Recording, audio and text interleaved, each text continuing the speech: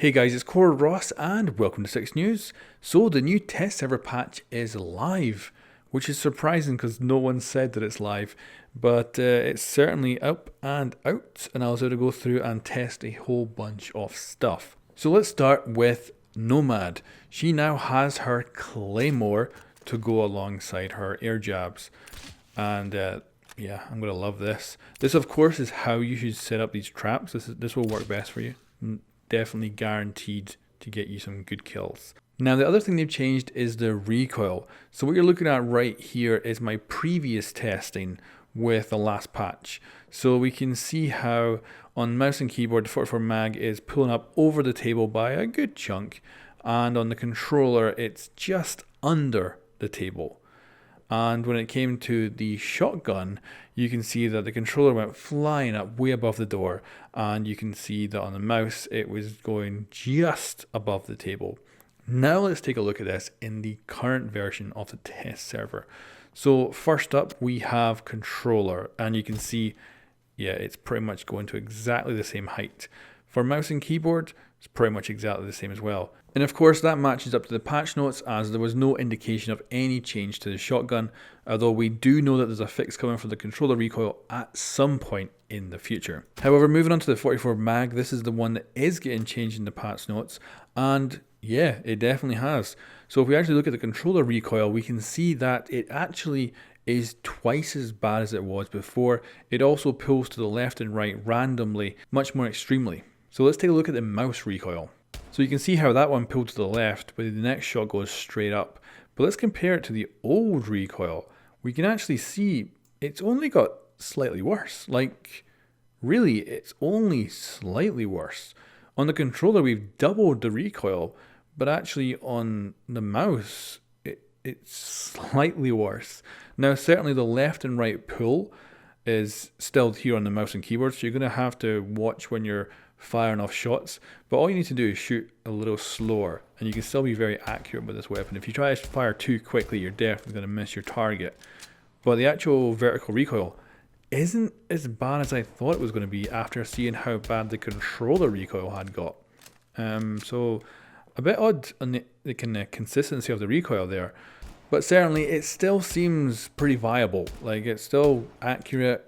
As long as you're not firing too quickly, I think you can still put a lot of really good, accurate shots down and absolutely kick ass with this thing. Even with the controller recoil, although it is worse, it's still not as bad as it could be, like the bloody shotgun. Now the next big change is Valk cams. So Valkyrie was able to throw these things, and I didn't do a specific video on them, but I did do my own testing, and I was able to throw them 30 meters when I was just standing still and throwing them at some place the same level as me. Now I can only throw them about 15 meters, so that is halved the distance that I was able to do in the tests before and the tests now.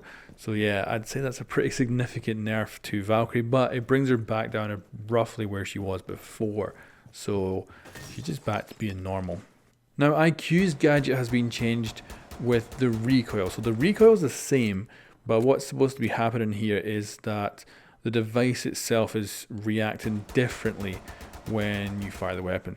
So you guys can let me know if you notice a difference. I didn't bother booting up the old version to actually take a look because I don't play IQ much. Whereas anyone who plays her can let me know what they think of this. From playing it, seems pretty good, like perfectly fine. Now another change, and this is a massive one, is the sound for the Habana and thermite charges going off. They seem to be working fine. I only did a bunch of tests, but as far as I could tell, there wasn't anything too obvious broken with them, so they seem to be okay, but we'll have to see. The last time they tried to patch that, it didn't work, so we'll find out if it works this time. Now up last is the destruction improvements. So they said they improved this even further than they already have, and specifically they were improving it for 4K. Now I don't have a 4K monitor, so we're not going to be able to test that, but I thought we could take a look. So this is the video of the previous one, where I did it with the launch of Wind Bastion, and you can see the damage looked gorgeous. And I think it looks pretty much the same in this version.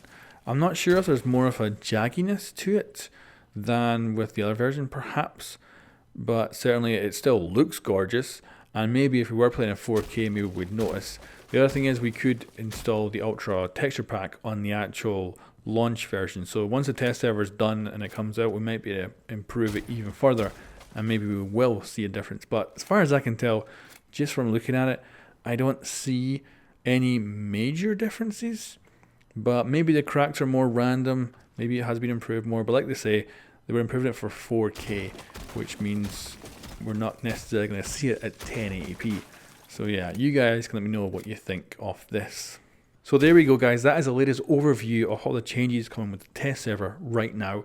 There probably will be more patches before this is released, but obviously they're going to try and get this out before Christmas, which makes the time for that to be done very, very short. So we'll just have to wait and see when they actually manage to get it out. Hopefully they get it out before Christmas, otherwise we're going to have to wait until January for it to come out.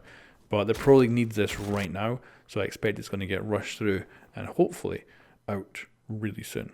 Anyway guys, thanks for watching, and I'll catch you next time.